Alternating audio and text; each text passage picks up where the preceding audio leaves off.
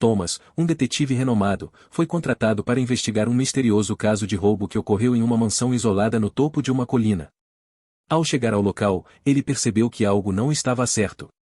A atmosfera era sombria e carregada de uma energia sinistra. Thomas começou a examinar a cena do crime e logo descobriu pistas intrigantes que sugeriam um envolvimento sobrenatural. Ele encontrou marcas estranhas nas paredes, objetos se movendo sozinhos e ruídos arrepiantes ecoando pelos corredores vazios. O detetive sentiu um calafrio percorrer sua espinha, mas sua curiosidade o impulsionou a continuar.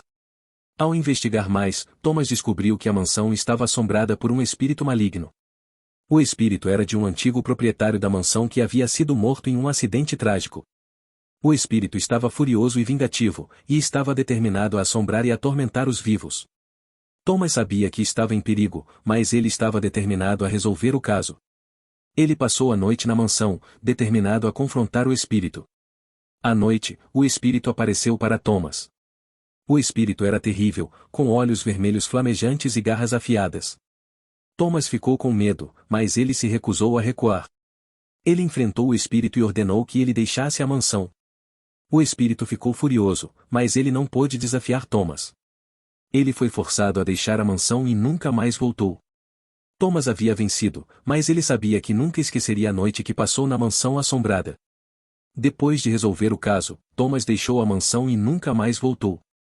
Ele sabia que a mansão era um lugar perigoso e ele não queria correr o risco de ser assombrado pelo espírito novamente. Mas o espírito não estava acabado com Thomas. Ele o perseguia em seus sonhos, atormentando-o com imagens terríveis. Thomas começou a ficar paranoico e com medo. Ele não conseguia dormir e não conseguia comer. Ele estava perdendo o controle de sua vida. Um dia, Thomas não conseguiu mais suportar. Ele voltou à mansão, determinado a confrontar o espírito de uma vez por todas. Ele entrou na mansão e caminhou pelos corredores escuros. Ele podia sentir o espírito ao seu redor, observando-o. Thomas chegou à sala principal da mansão e viu o espírito parado no meio da sala.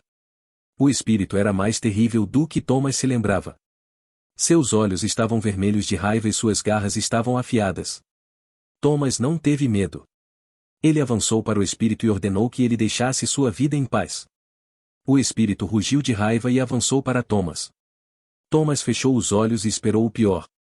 Mas o pior nunca aconteceu. Thomas sentiu uma onda de energia o atravessar e o espírito desapareceu.